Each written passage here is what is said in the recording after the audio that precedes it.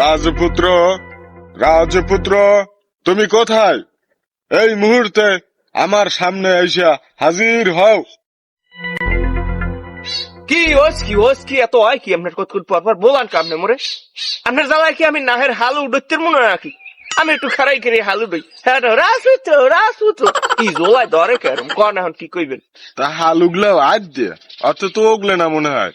আর সেটা কাম হর একটা সাফল আনিয়ে দি, সাফল বাজাইয়া নাহের গোড়ায় দুইজন মিললে জোরে সারি দিব মানে হাল মাল হুদ দু একশো উগলে যাইবে না আর হইবে না তোর হাল। যাকই হইয়া হন সেনাপতি স্যার আমার পেশ হাতা আন্দার, তুই যেরম পারো সেনাপতির আবার বলাইয়ান আরে আবার নিয়োগ দে, লাগে আরে 50টা বাড়াই দুম দাই মেরছে হইয়া হর যা।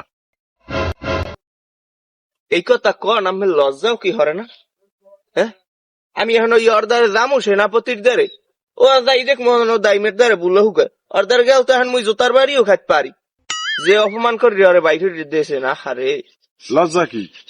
লজ্জা কি হ্যাঁ জানেন না? ও তা ঠিক আছে তাই মুই যাই হেলে বলাই আনি সেনাপতিরই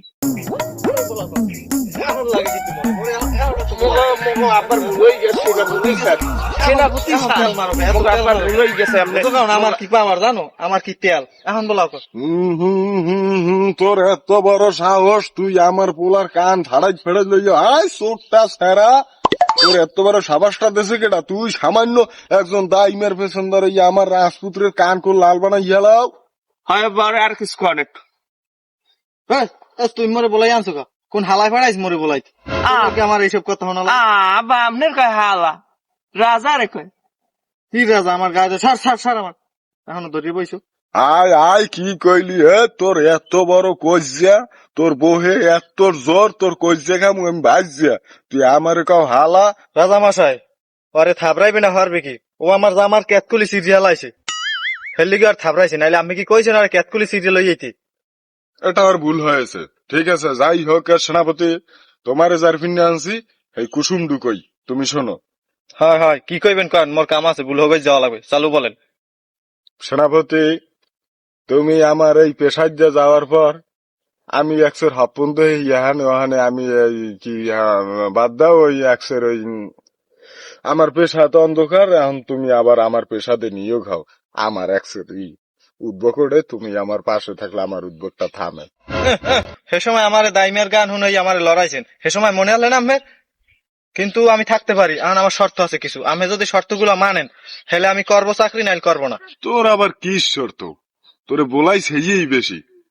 মন নান একজন রাজা যদি বলাই এ দেশের কুত্তে সব একসাথে পার ধরে পরে, তোরে আমি বলাইছি আন্দাজ পাও না?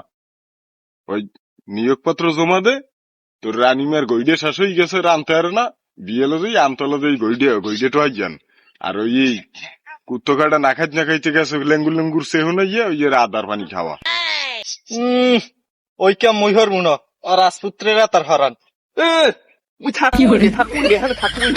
সব জায়গায় আমার অপমান, সেনাপতি আমার অপমান।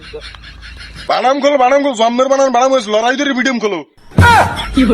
এই নাই আমার কথা শেষ হয় না, এই নাই। হ্যাঁ কি শর্ত তোর? শর্ত কা আইয়ে জুমুড়ি খেলা সোফরাম গুলো চোখ মুখ পাশাইয়েছ গো। মোর প্রথম শর্ত হনেন, আমার প্রথম শর্ত হইল আমার এই 5 লাখ মাসে বেতন দিতে হইবে এবং এর সাথে প্রতি মাসে রাজপ্রাসাদের অর্ধেক লেখকে দিতে হইবে। হালা কয় কি? দ্বিতীয় শর্ত হইল আমি রানীমার নাড়া কাটতে পারবো না এবং আমের ওই ছইলে টোহাইতে পারবো না, ছইলে টোহাইয়ে হইয়ে বানাইয়ে আমের খাওয়াইতে মুই পারবো না, এবং আমার একজোড়া লোয়ার ড্রেস বানাই দিতে হইবে ওয়াটার প্রুফ। লোয়ার ড্রেস লাগবে? তাই খিলে লাগবে না? হেলে একটা কামের একটা খন্তায় নিয়ে দিব না, 12 জন বদলা লইয়া দাঁতের মধ্যে হান দাইয়া চারি দিয়ে দাঁত গুতো বিয়ে নে। আমার 3 নাম্বার শর্ত হইল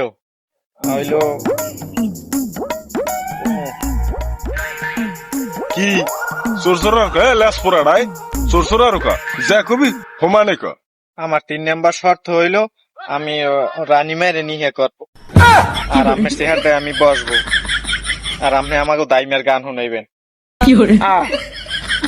আমি আবারও বার বিয়ে খামু। হালাই কয় কি?